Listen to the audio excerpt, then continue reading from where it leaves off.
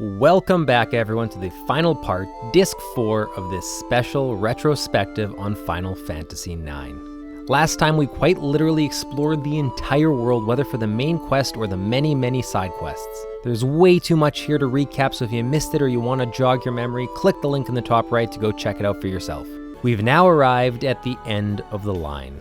Disc 4 is your chance to finish up any outstanding quests, but mostly it's about the grand finale. The end to this amazing story and the story of all our characters who we've come to love over the course of 4 discs. Every time I play and finish this game, the ending leaves me with this weird feeling, a void of some kind.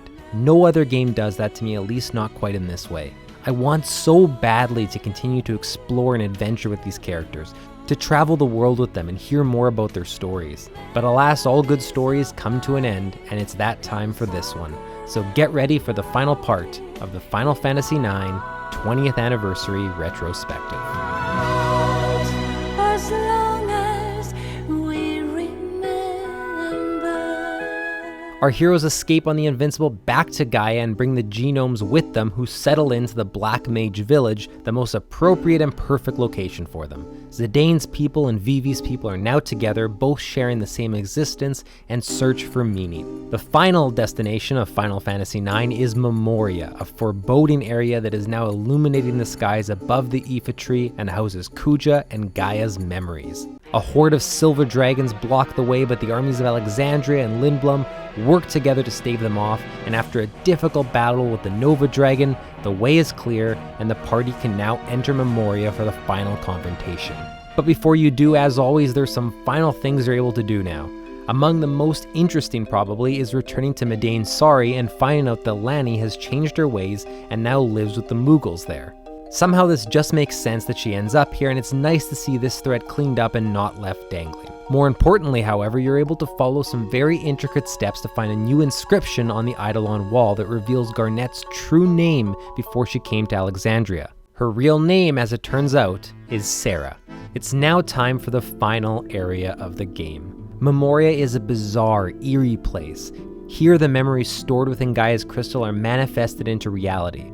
The party's memories and Gaia's memories. The party literally gets to witness moments that happened during the game all over again. Garland constantly guides them and speaks to them as they traverse Memoria.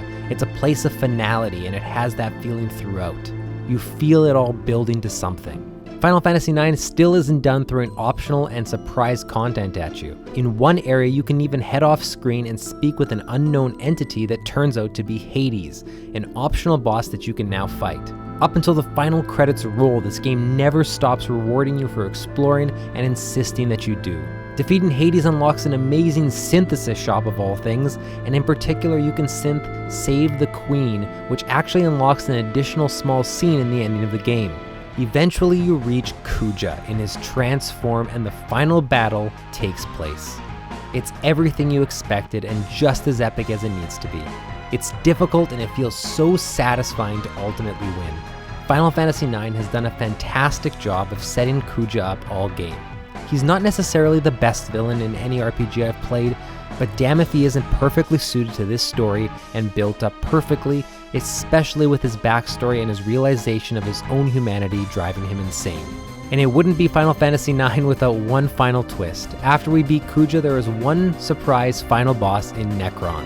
Necron is drawn by Kuja and his actions. It is a deity who now seeks to basically unmake the world due to how much human beings all fear death and the suffering it leads to on the planet for all living things. Annihilation is Necron's solution to the problem.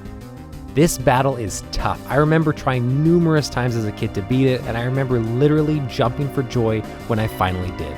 And then of course the ending. Oh, what an ending. It's my favorite of any Final Fantasy. Kuja uses the last of his life power to teleport the entire party to outside the Aoife tree, effectively saving them and giving Kuja somewhat of a small redemption. Zidane, being who he is, because of his attachment to Kuja, decides to go back for him despite it likely being a one-way trip. The rest of the party departs without him, and we get a heart-wrenching goodbye, especially in the context of what happens after this. It makes absolute sense that Zidane goes back, feels right for his character, and is in line with how he has acted so far in the game. Seeing Zidane essentially be willing to sacrifice himself to be with Kuja at the end and attempting to save him is so emotional. Kuja atoning for his sins with Zidane and then the two dying together is surprising, fitting, and heartbreaking. Well, not as heartbreaking as what comes next. Now there's a lot of theories for this section of the ending and alternate opinions, but I'm on the side of things that seem the most plausible and like what the developers intended for us to interpret. Vivi narrates over the conclusion of all of our characters' stories, but it's in this narration that we realize Vivi is gone. Vivi has stopped. As we learned during the game, Vivi's time was very limited, maybe a year, and we almost expect him to find a way around this, but to learn that he has in fact succumbed to what all of us will succumb to one day is devastating. We want so badly for Vivi to find a way, and he ultimately does not. This hit me so hard, but we also get great closure for characters like Aiko, who is adopted by Sid and Hilda, a revelation that makes sense and also has parallels to Garnet's story. And finally, of course, the final big reveal of Zidane as the hooded figure in the play and his return in perfect cyclical fashion. That reveal still gives me goosebumps to this day when he pulls the hood off of him, and the following cutscene is nothing short of perfect. Garnet and Zidane embrace one more time as Final Fantasy IX comes to a close.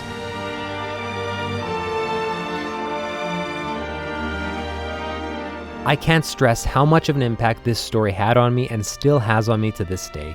It's so well told, so well paced, and the characters are so beloved that it's impossible not to care about them all right until the end. I still feel a pit in my stomach when I think of Vivi's demise.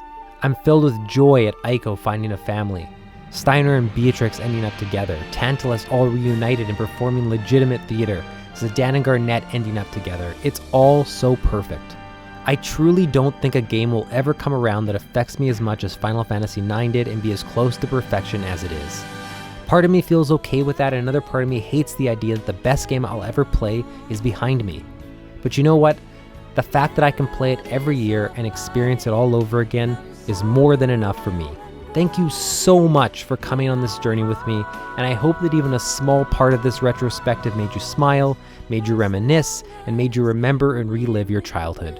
I appreciate all your comments and all your support, and I hope I'll see you around the comments and other videos into the future. Until then, just remember part of Vivi's final words. You taught me that life doesn't last forever. That's why we have to help each other and live life to the fullest. Bye everyone.